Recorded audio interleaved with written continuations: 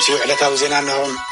أبو دوب إثيوبيان سودان زلو وطرت حجيون كسيلو خمز ركب بوغن إثيوبيا زركبو نبرتن كبابياوي أما حدرتن يقلصلو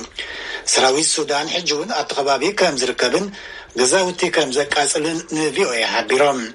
أبو حرشاتاتنا كرامات زتقلبو سراحات حرشا كينا كايدما سراوي السودان سأقم إفترالنا اللو يبلوم التي أبو دوب السودان زلو وطرت كلتين عقرات حانتين تحانتي تحتى تخقبرات سانحانين ሚኒስትር ወፃኢ ኢትዮጵያ ደመቀ መኮንን አህጉራዊ ማህበረሰብ ንወራር ሱዳን ዝበልዎ ዘይምኹናኑ ዘሕዝን እዩ ክብል ለንቅነ ንወከልቲ ሕብረት ኤውሮጳ ምሕባሩ ፀብጻባ ሲር መስጋናዊ ይጠቅስ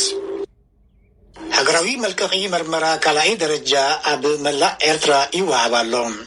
ናይ ካልኣይ ደረጃ ሃገራዊ መልቀቂ መርመራ ማትሪክ ሎሚ ሶኒ 12 ሚያዝያ ኣብ መላእ ኤርትራ ክወሃብ ጀሚሩ ኣሎ لما عملت بدرجة هاجر أستات 14,000 تمهارو يستاتفو خمزلون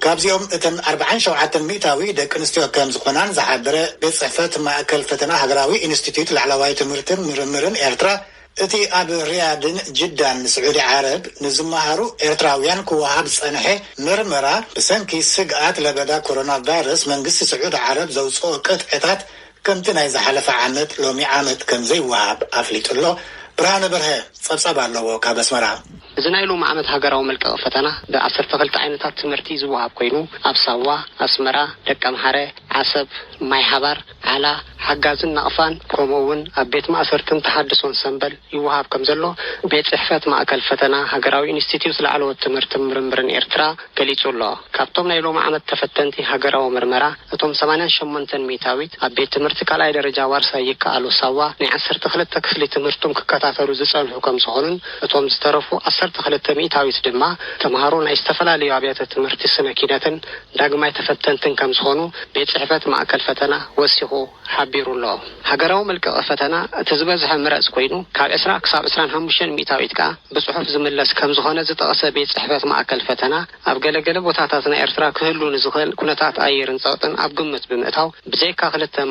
معلتاو هذا أنا تمرت تراي كم زفتنو كم تجبره عمل كيتو الله تمهارو مس هاجراو فتنا زم مساسل نبقعتهم زفتنو لو موديل فتنا قديموا برأس موسادهم نحقتاتن ممرحتاتن هاجراو فتنا زحبر ناي صحف ممرحيون تعدلوهم بمهلاو أبز هاجراو ملك فتنا كحجزهم تسميت كم زجبر بيت صحفات معكل فتنا عمل كيتو الله لبدا كوفيد 19 أبقمت بمئتاو فتنتي توصعصرتي ممهرانن كالوتن قبونا كوفيد 19 مرمرا دحر مقبارهم الناس أموهانهم ترقاقسو نابستمد دبلهم نقطات كم توافروا زقلت بيت صحفات معكل فتنا أب كلهم مفتن نقطات كل عينة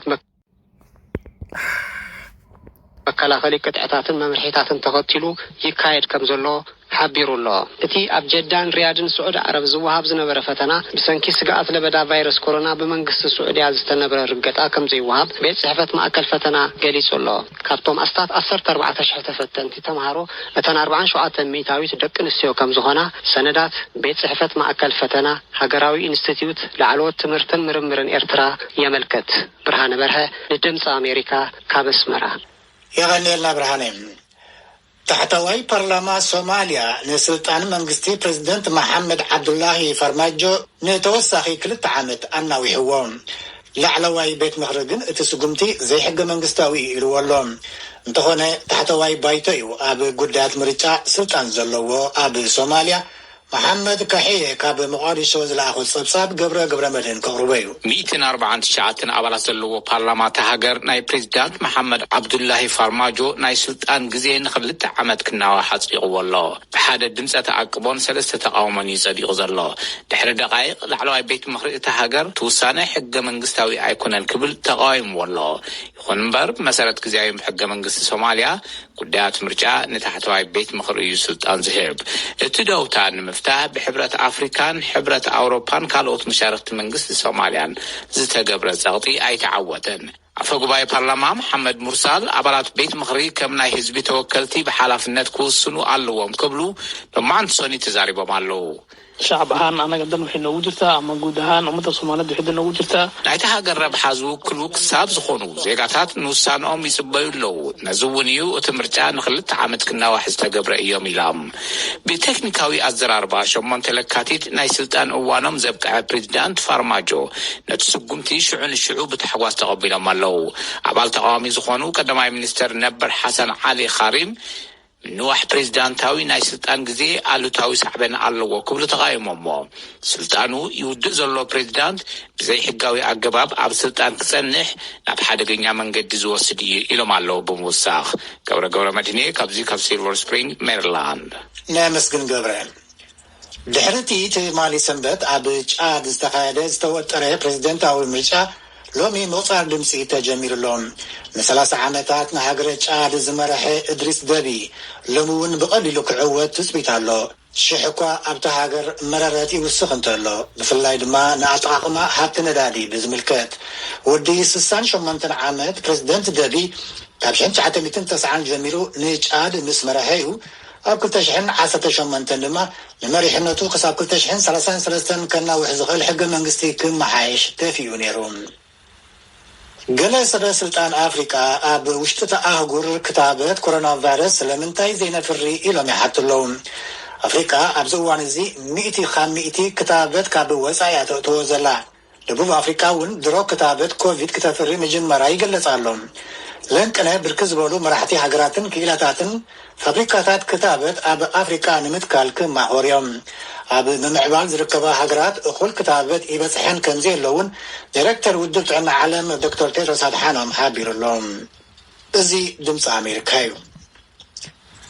ኣባላት ባይቶ ዩናይትድ ስቴትስ ፕሬዚደንት ጆ ባይደን ኣብቲ ንመሰለጥያ መሰረተ ልምዓት ዝውዕል $2 ትሪልዮን ባጀት ዘድልዮ ኣጀንዳኦም ክዝትዩ ኣብዚ ሰሙን እዚ ናብ ዋሽንግተን ተመሊሶም ኣለዉ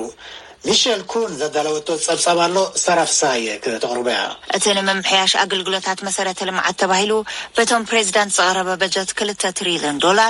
ንምምሕያሽ መገድታትን ድልድላትን ቅልጡፍ መርበብ ሓበሬታ ንምርካብ ልዑል ፍጥነት ዘለወን ባቡራትን ካልኦትን ዝውዕል እዩ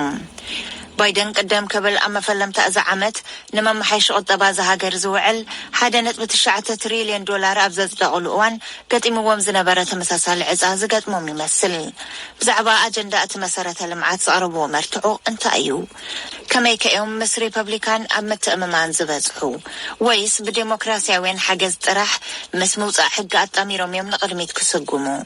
ወይ እውን ሴኔት ሪፐብሊካንን ዴሞክራሲያውያንን ንኽልተ ተኸፊሉ 50-50 ተመጺኡ ምክትል ፕሬዚዳንት ካማላ ሃሪስ ብድምፂ ነቲ ማዕረው ውፅኢት ከፍርሶ ይኾና ዝብሉ ሕቶታት ኣብ ቅድሚኦም ኣለዉ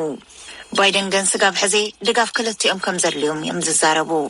ዋና ጸሓፊት ሓይሊ ኢነርጂ ዩናይትድ ስቴትስ ጀኒፈር ግራንሆልም ንኤቢሲ ከም ዝበልኦ The president is willing to negotiate what this looks like. እቶም ፕሬዚዳንት ብዛዕባ እቲ ኣጀንዳ እንታይ ከም ዝመስል ክዘራረቡ ይደልዩ ኣለዉ ብምዃኑ እንተነኣሰ ብዛዕባ ሓደ ጥቕሉል ኣጀንዳ ወይ እውን ዝተፈላለዩ ኣጀንዳታት ንሪፐብሊካውያን ከዘራርቦም ደልዮም ኣለዉ እየን ዝበላ መራሕቲ ሪፐብሊካን በዚሑ ክብሉ ኣብ ልዕሊ ኣጀንዳ ዘለዎም ተቃውሞ ይገልጹ ኣለዉ ከምኡውን ከመኦም ባይደን ክኽፈል ትልሚ ዘለዎም ዝብል ካልእ መቃወሚ ሓሳቦም እዩ ናብ 21% ብፕሬዚዳንት ነበር ዶናልድ ትራምፕ ወሪዱ ዝነበረ ትካላዊ መጠን ግብሪ ናብ 28% ብምዕባይ ነቲ ቅድሚ 4 ዓመት ዝተገብረ መቕናስ ግብሪ ዝልውጥ እዩ ይብሉ ወሲኾም እዚ ናይ ሎሚ ዘተ ካብቲ ኣብ መድሓን ቁጠባ ዝነበረ ዘተ ዝሓሸ ክኸውን ተስፋ ንገብር ክብሉ ከም ሚሲሲፒ ኣባል ሪፐብሊካን ሴናተር ሮጀር ዊከር ንኤቢሲ ኣብ ሰሙን ተዛሪቦም የቐኒየልና ሳራፍሳየን ካብ ባይቶ ዩናይትድ ስቴትስ ከወፃና ንታሪክ ባርነት ዝምርምር ኮሚሽን ክቆውም ይዳለው ኣለዉ እቲ ኮሚሽን ንንቋም ተሓሲቡ ዘሎ ዓንቀጽ ሕጊ ንዝተጎድኡ ንምፍዋስ እውን ዝዓለመ እዩ ንዓሰርተታት ዓመታት ሕግታት ከተኣታትውዮም ጸኒሖም ኣባላት ባይቶ ዩናይትድ ስቴትስ ነቲ ኣብ 1600 ካብ ኣፍሪካ ብሓይሊ ናብ ዩናይትድ ስቴትስ መጺኦም ከም በራዩ ዝተታሕዙ ንምምርማር እቲ ንድፊ ሕጊ ኣብ ልዕሊ ኣፍሪካውያን ኣሜሪካውያን ዘሕደሮ ጽልዋ እውን መርሚሩ ፍታሕ ከናዲ እዩ ዓሰርተታት ሰዓብቲ እምነት ሂንዱ ሎሚ ኣብ ሩባ ጋንግስ ክሕፀቡ ውዒሎም ሽዕኳ ለበዳ ኮሮና ቫይረስ ኣብ ህንዲ ናህሩ ዘይቋረፀ እንተኾነ ነቐፍቲ ቀዳማይ ሚኒስትር ናረንድራ ሞዲ ንደገፍትኻ ከይተቆጥዕ ኢኻ ኣፍቂድካሎም ይብሉ ኣለዉ ንሱ ንባዕሉ ካብ ሃገራዊ ሰልፊ ሂንዱ ስለ ዝኾነ እቲ ናይ ሎሚ ጸሎት ሂንዱ ካብ ዓንኬል ምውላድን ምሟትን ኣድሕነና ዝብል ነይሩ ክልተ መራኽብ ኩናት ዩናይትድ ስቴትስ ናብ ጸሊም ባሕሪ ገጸን ይጽግዓ ኣለዋ ንዩክሬን ድጋፈን ንምግላጽ ናይ ሩስያ ፕሬዚደንት ቭላዲሚር ፑቲን ኣብ ልዕሊ ዩክሬን ወታደራዊ ስጉምቲ ንምውሳድ ድንዕ ክብል ቀኒዩሎም ፕሬዚደንት ጆ ባይደን ናብ ናይ ዩክሬን መዘንኡ ንመጀመርያ ግዜ ቴሌፎን ብምድዋል ዩናይትድ ስቴትስ ንምኽባር ሉዓላውነትን ግዛኣታዊ ሓድነትን ዩክሬን ዘለዋ ዘይወላውል ድጋፍ ገሊጹሎም ከም ሓበሬታ ዋይት ሃውስ ሩስያ ንናይ ዩክሬን ሓውሲ ደሴት ክረምያ ካብ ትጎብጥ ንዳሓር ኣብ ዶባት ክልቲአን ሃገራት ሰፊሕ ወታደራዊ ምንቅስቃሳት ዓሪጉ ይርከብ ሕጂ ድማ መራኽብ ኩናት ዩናይትድ ስቴትስ ናብ ጸሊም ባሕሪ ኣትዋ ኣለዋ ኣብ መወዳእታ ኢራን ሓይሊ ጸዓት ትካል ኒውክሌር ዘጥፍኣትለይ እስራኤል እያ ክትብል ከሲሳ ኣብ ልዕሊ እስራኤል ሒነ ከም ትፈዲ እውን ኣሰሚዓ ኣላ ኣብ ናታዝ ዝበሃል ከባቢ ኣብ ትሕቲ መሬት ዝርከብ መማዕበሊ ዩራንዮም ኢራን መመንጨዊ ሓይሉ ኣብ ምጥፋእ እስራኤል ኢድ ይህልዋ እዩ ዝበላ ዓበይቲ ሚድያታት እውን ኣለዋ ኢራን እቲ ተግባር ብኣህጉራዊ ኣቶሚክ ኤነርጂ ክረኣየላ ሓቲታ ኣላ ዜና ነዚ ፍጸም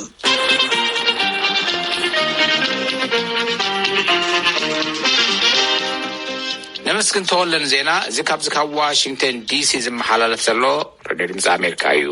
ንስፖርታዊ ጸብጻብ ናብ በትረ ስልጣን ክሕልፈኩም ከመይ ቀኒኹም ስፖርታዊ ዜና እንሆ ድሕሪ ናይ 18 ኣዋርሕ ጽዑቕ ምቅርራባት ዓለም ለኸ ፌደሬሽን ኣትሌቲክስ ዘዳሎ ውድድራት ንክኽፈት ሰሙናት ጥራሕ ተሪፍዎ ልዕሊ 1,000 ኣትሌታት ዝተፈላለየ ሃገራት ናብቲ ኣብ ሃገረ ፖላንድ ዝርከብ ስቴድየም ስለስያን ከተማ ቾርዞ ክውሕዙ እዮም ኣብ ምዕዋት እቲ 1-2 ግንቦት 2021 ዝካየድ ውድድራት ድሕሪ ኣስታት 19 መዓልታት ማለት እዩ ንኣትሌታት ካብ ለበዳ ኮቪድ-19 ንምክልኻል ግቡእ ምቅርራባት ከም ዝተፈጸመ እውን ነቲ መደብ ዘዳለው ኣካላት ኣፍሊጦም ኣለዉ ናብ ኩዕሶ እግሪ ክንሰግር ፕሪምየር ሊግ ዓዲ እንግሊዝ ትማሊ ማንቸስተር ዩናይትድ ንቶተንሃም 3-1 ስዒራታ ማን ዩናይትድ ካብ ፓሪስ ሰን ጀርመን ዝዓደገቶ ካቫኒ ኣብ መበል 33 ደቂቃ ቀዳመይቲ ሸቶ ኣመስጊቡ ነይሩ ግን ብዳኛ ተሳዒራ ውሳነ ናይቲ ዳኛ ኣሰሓሓቢ እዩ ድሕሪ 6 ደቂቃ ቶተንሃም ብደቡብ ኮርያዊ ሳን ሸቶ ኣመስጊባ ማን ዩናይትድ ኣከታቲላ 3 ሸቶታት ብፍሬድ ኣብ መበል 79 ደቂቃ ድማ ብካቫኒ ኣዝያትን ኣድሸቶ እያ ብቴስታ ኣብ መበል 95 ደቂቃ ድማ ብግሪንውድ ብምምዝጋብ 3 ነጥቢ ሓፊሳ ካብ ሜዳ ወፅያላ ናይ ክልቴን ጋንታታት ግጥም ኣዝዩ ተመጣጣንን መሳጥን ነይሩ ቶተንሃም ብርክት ዝበለ ዓድላት ረኺባ ነይራ ኣይተጠቐመትለንን ዓለምቲ ክልቴን ጋንታታት እውን ተጋጭዮም ኣለዉ ድሕሪ እቲ ፀወታ ኣብ ካልኦት ግጥማት ኣርሴናል ንሸፈልድ ዩናይትድ 3-0 ዌስትሃም ንሌስተር ሲቲ 3-2 ኒውካስል ንበርሌይ 2-1 ስዒረን ሎሚ ሶኒ ኤቨርተን ምስ ብራይተን ዌስትሃም ምስ ሳውዝሃምፕተን ክጋጠማየን ሰደቃ ውፅኢት ፕሪምየር ሊግ ክንሕብረኩም ማን ሲቲ ብ74 ነጥብታት ትመርሕ ማን ዩናይትድ ብ11 ነጥብታት ካብ ማን ሲቲ ትሒታ ካልኣይ ሌስተር ብ19 ነጥብታት ትሒታ ካብ ማን ሲቲ ሳልሳይ ዌስትሃም ቸልሲ ሊቨርፑል ቶተንሃም ኤቨርተን ኣርሰናልን ሊድስ ዩናይትድን ካብ ራብዓይ ክሳብ 10 ይርከባ ኣብ ላሊጋ ግጥማት እስፓኝ ባርሴሎናን ሪል ማድሪድን ቀዳም ዘካየደው ግጥም ተጠቃሲ ግጥም ኮይኑ ኣሎ ከም ኣመለን ክልቴን ጋንታታት ንናይ ሎም ዘበን ምፍጣጥ ድሕሪ ሓያል ትፅቢት ቀዳም ፈፂመን ኣለዋ ሪል ማድሪድ ቀኒዕዋ ኣሎ 2-1 ተዓዊታ ሰደቃ ውፅኢት ኣትሌቲኮ ማድሪድ ብ67 ነጥቢ ትመርሕ ሪል ማድሪድ ብ1 ነጥቢ ትሒታ ካልኣይ ባርሴሎና ብ2 ነጥቢ ካብ ኣትሌቲኮ ማድሪድ ትሒታ ሳልሳይ ኣዝዩ ዝተቀራረበ ነጥቢ ሒዘን ኣለዋ ሰለስቲአን ጋንታታት ናይ ሎም ዘበን ጽዋዕ ላሊጋ ዝውሰን ክሳብ መወዳእታ ብዝካየዱ ተኸታተልትን ወሰንትን ግጥማት ክኾኑ እዩ ማለት እዩ ስፖርታዊ ዜና ተፈጺሙ